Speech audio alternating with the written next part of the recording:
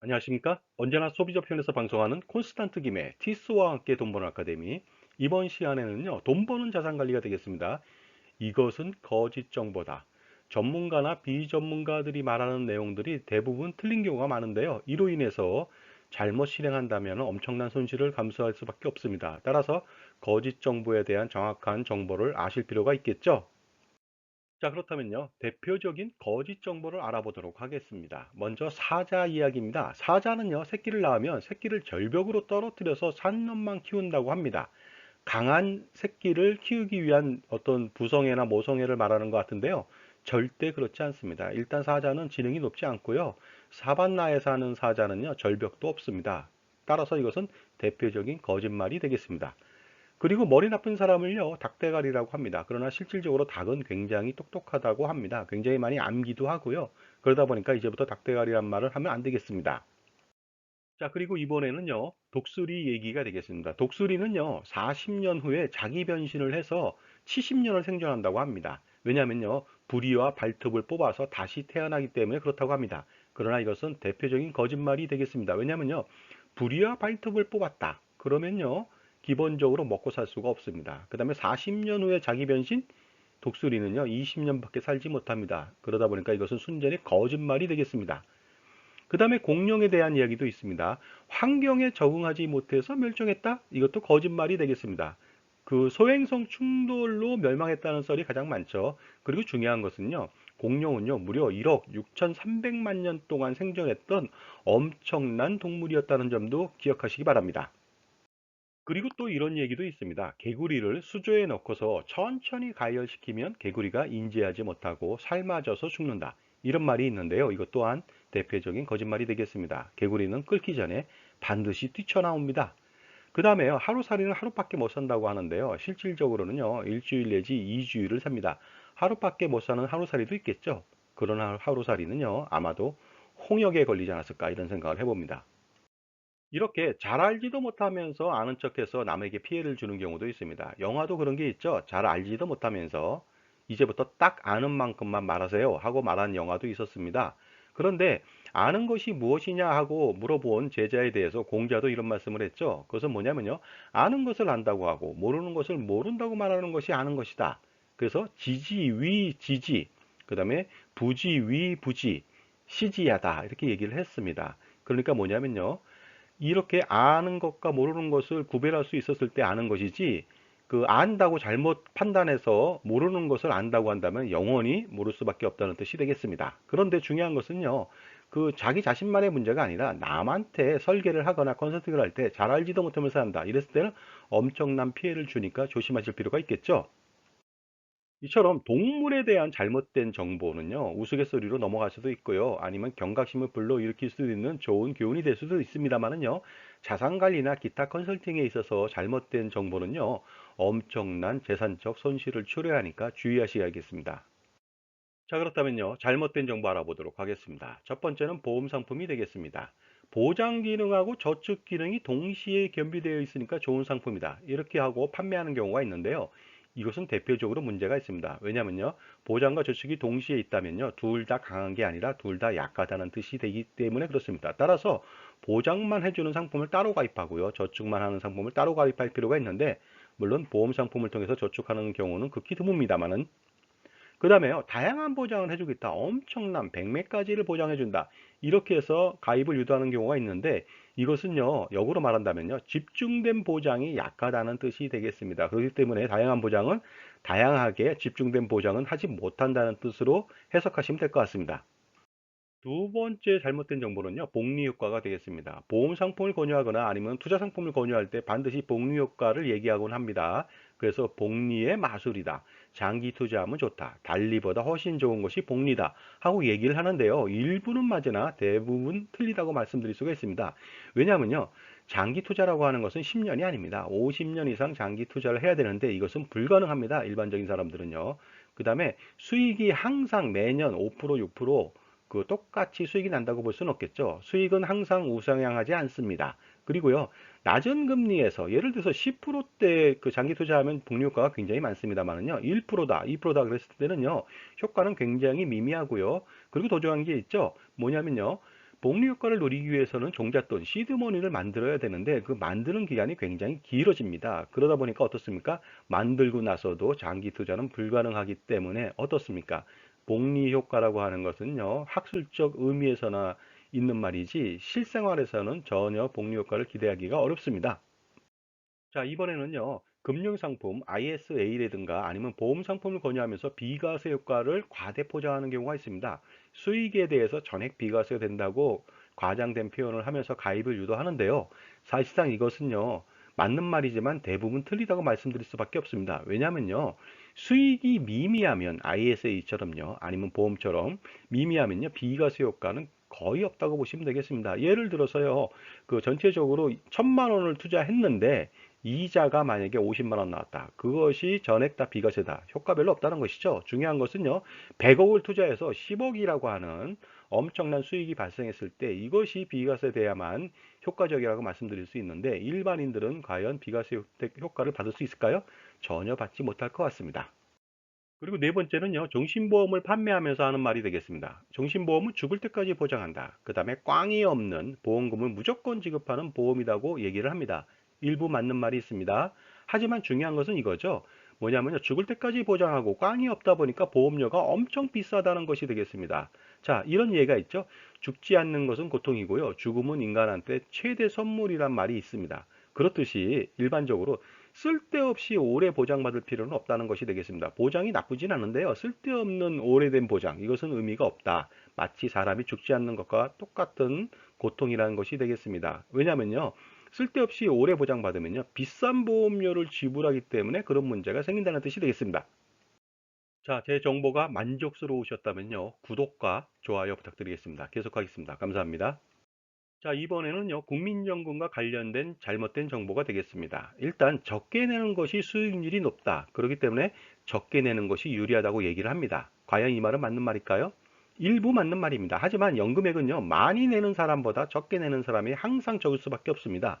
그리고요, 많이 내는 사람도 다른 그 사회에서 판매하고 있는 연금 상품보다 훨씬 더 국민연금이 좋다 보니까요. 국민연금 어떻습니까? 적게 내는 것보다는 많이 내는 것이 훨씬 더 유리하다고 말씀드릴 수 있습니다. 자, 계속해서 국민연금과 관련된 내용이 되겠습니다.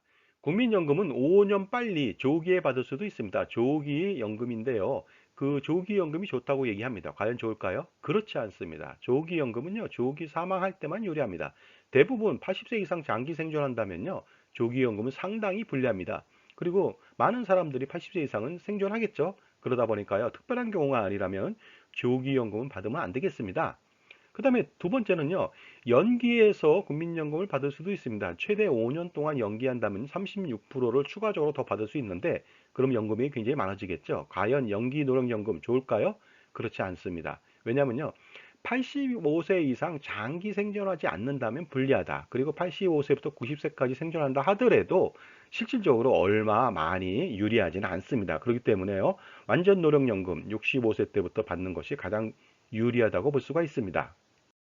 자, 다음은 주택연금 부분이 되겠습니다. 주택연금은요, 내 집에 살면서 편하게 죽을 때까지 주택연금으로 노후 생활비를 충당하면서 생활할 수 있는 장점이 있습니다. 이처럼 굉장히 장점이 있는데요. 단점도 있다는 점을 아셔야 될 것 같습니다. 세상에 공짜 점심은 없거든요. 그 주택연금의 단점이라고 한다면요, 월복리 이자를 부담해야 된다. 엄청나게 높은 이자 부담을 감수해야 된다는 것이고요. 그 다음에 주택연금에 산정된 낮은 주택가격 인상률로 피해를 봅니다. 그 다음에 지역에 따라서 차등하는 것이 아니라 일률적으로 적용하다 보니까 도심에 있는 주택은 굉장히 손해를 감수할 수밖에 없습니다. 그 다음에 주택연금을 받으면 임대 수입을 창출할 수가 없기 때문에 어떻습니까? 주택연금 가입하면 안 되겠습니다. 따라서 주택연금 대신 다른 솔루션, 임대 수입 등 다각적 수익 창출 노력이 필요하다고 봅니다. 여덟 번째는 개인연금 가입이 되겠습니다. 따라서 개인연금을 통해서 3층 보장을 완성하자. 개인이 노후 생활비를 보장해 주자 하는 내용이 되겠는데요. 굉장히 맞는 말 같습니다만요. 개인연금은 사실상 발이 느립니다. 투자 효과가 떨어진다는 것이 되겠습니다. 그리고 더 중요한 것은요. 뭐냐면요. 국민연금이나 퇴직연금, 자영업자는 노란우선공제, 그 다음에 주택으로부터의 수입, 농지로부터의 수입, 연금 등도 되겠죠. 이런 수입이 준비되어 있기 때문에 굳이 3층 보장을 할 필요는 없다는 것이 되겠습니다. 따라서 3층 보장보다는요, 그를 통해서 연금을 가입하는 것보다는 어떻습니까? 투자 수익이 높은 투자 활동을 통해서 은퇴 자산을 만드는 것이 연금 상품 가입하는 것보다 훨씬 더 유리하다는 점을 아실 필요가 있습니다. 자, 아홉 번째는요. 젊어서부터 은퇴 플랜이 중요하기 때문에 젊어서부터 노후 준비를 반드시 하라고 윽박지르는 경우가 있습니다. 하지만 전에 살펴봤듯이 노후 준비에 있어서 연금 등은요. 국민연금, 퇴직연금, 노란우산공제, 기타 등등이 준비가 저절로 되고 있습니다. 그렇기 때문에 어떻습니까? 젊어서부터는요. 노후 준비를 준비하는 것이 아니고요. 바로 다양한 투자를 지속적으로 해서 그 은퇴 시점에 은퇴 자산을 확보해 가는 것이 가장 현명하다고 볼 수가 있습니다. 자, 연금 상품을 가입하고 나서 은퇴 시점에 연금 준비금으로 평생 죽을 때까지 연금을 지급하는 연금 상품의 장점을 얘기들 합니다. 그러다 보니까요, 죽을 때까지라는 것이 뭐 100세라든가 120세라도 살아있다면 준다는 것이 가장 큰 장점이 되겠습니다만은요, 단점도 있습니다. 그것은 뭐냐면요, 바로 은퇴 시점에 연금 준비금에 대해서 그 많은 금액을 활용할 수가 없다는 것이 되겠습니다. 그렇기 때문에 연금 상품을 고집하는 것보다는요, 연금 준비금을 따로 투자하면서 그 매년 4% 룰로 연금을 수령할 필요가 있지 않을까 생각합니다. 그리고 기가입된 연금 상품에 대한 처리를 어떻게 할 것인가에 대해서 많은 의견이 분분합니다. 유지하면서 평생 연금을 수령하는 것이 좋다고 얘기들 하는데요. 꼭 그것이 답은 아닙니다. 왜냐면요. 그 해지했을 때 금액과 그 금액으로 투자했을 때 손익 분석을 한 다음에 평가해도 늦지 않습니다. 그렇기 때문에요. 반드시 유지하는 것보다는요. 그 평가 분석을 통해서 해지도 가능하다는 점 이해하시기 바랍니다. 자, 다음은 기가입 종신보험은 어떻게 처리할 것인가에 대한 문제가 되겠습니다. 종신보험보다는 정기보험이 더 유리하니까 해지하고 싶은데요. 막상 해지하려고 하니까 손해가 막심합니다. 낸 돈 대비 70%, 60%밖에 되지 않다 보니까요. 많은 사람들이 손해가 막심해서 원금 도달할 때까지 기다렸다가 해지하겠습니다 하고 얘기하는 경우가 있습니다. 이것은요, 또 다른 손해를 불러옵니다. 왜냐면요, 원금 도달할 때까지 돈을 또 내야 되고 그 기간 동안에 엄청난 기간 동안에 또다시 손해가 발생합니다. 그렇기 때문에 어떻습니까? 바로 해지하고 정기보험을 가입하고요. 그 돈으로 투자를 하는 것이 훨씬 더 유리하다고 볼 수가 있습니다. 자, 다음은요. 자산 이전, 자산 무상 이전이라고 하는 증여에 대해서 알아보도록 하겠습니다. 면세점 증여라고 해서요. 세금 없이 증여하는 방법이 되겠습니다. 만 19세 이상 자녀는요. 성년 자녀라서 5천만 원까지 10년 동안 증여할 수가 있는데 세금이 없죠. 미성년자는요. 10년 동안 2천만 원을 증여해도 세금은 없습니다. 그래서 면세점 증여에 각광하는데요. 사실상 세금 없이 증여하는 것은 가장 나쁜 일이 되겠습니다. 왜냐하면요. 자산 이전 효과가 전혀 없습니다. 10년 동안에 5천만 원 증여해서 과연 상속세를 피할 수 있을까요? 전혀 없으니까 면세점 증여는 지양할 것이 아니라 지양되어야 됩니다. 자, 그리고 증여의 원칙 중 10년 단위로 증여를 지속하자, 반복하자 하는 내용이 있습니다. 이 말도 잘못된 말이 되겠습니다. 왜냐하면요, 이 말은 10년 단위로 증여하자는 뜻은 증여재산 공제를 최대한 활용하자는 뜻이 되겠습니다. 하지만 증여재산 공제만 활용한다면 증여에 실패할 수가 있고요. 10년 단위 증여한다면요, 만약에 조기에 사망을 하면 어떤 문제가 생깁니까? 그러다 보니까요, 상속세를 피할 수가 없거든요. 그래서 10년 단위 증여는 할 수는 있습니다. 그러나 어떻습니까?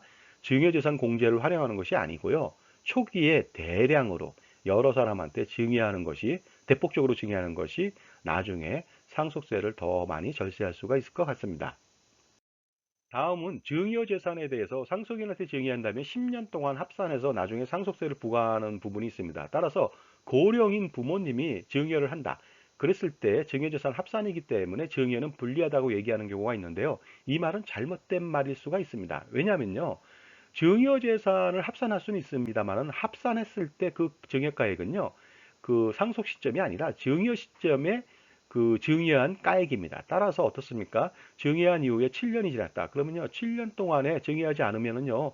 재산 가치가 굉장히 높아졌겠죠. 하지만 7년 전 재산으로 하니까 어떻습니까? 사전 증여를 해도 10년 합산을 해도 상속세에는 유리하다고 볼 수가 있습니다. 자, 다음은요. 손자녀 증여를 꺼려하는 경우가 있습니다. 왜 꺼리냐면요. 세대생략 할증세액을 30% 내지 40%를 추가적으로 더 내야 되기 때문에 불리하다고 생각하는 것인데요. 그렇지 않습니다. 세대생략 할증세액을 내더라도 손자녀한테 증여를 한다면요. 5년 후에 상속재산에서 제외되는 장점이 있다는 것이죠. 그 다음에 중요한 것은요. 어떻습니까? 할아버지가 아버지한테 증여하고 아버지가 자녀한테 증여하면요.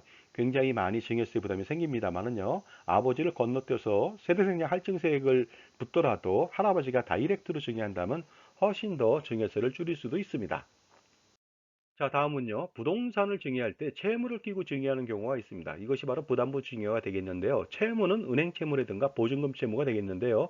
이렇게 부담부 증여를 하는 이유는 세금 면에서 일반 증여보다 부담부 증여가 훨씬 더 유리할 수 있기 때문에 그렇습니다. 하지만 이 말은 전부 다 사실은 아닙니다. 왜냐면요. 일반 증여가 양도세나 증여세나 상속세 측면에서 훨씬 더 유리할 수가 있고요. 그 다음에 일반 증여를 하게 된다면요. 그 채무 부분은 인수하지 않기 때문에 나중에 보증금이나 아니면은 그 은행 채무를 새로 발생시켜 가지고 증여세 등을 납부할 수 있는 그 수증인의 능력을 더 제고시킬 수 있기 때문에 부담부 증여보다는 일반 증여를 더 검토하실 필요가 있습니다. 다음은요. 빌딩 같은 건물을 증여할 때 통으로 다 증여하라. 그래서 토지하고 건물 모두를 증여하라고 합니다. 그렇게 된다면요. 나중에 상속세 부담을 해소할 수 있다고 얘기합니다.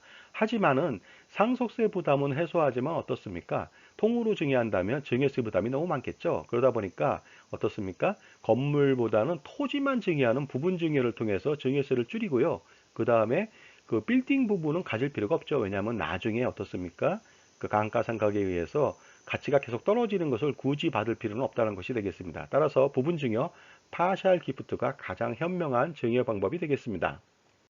자, 다음은요. 상속 시 상속가액을 줄이고자 노력하죠. 왜냐하면 줄여야만, 낮춰야만 상속세를 줄일 수 있기 때문에 그런데요.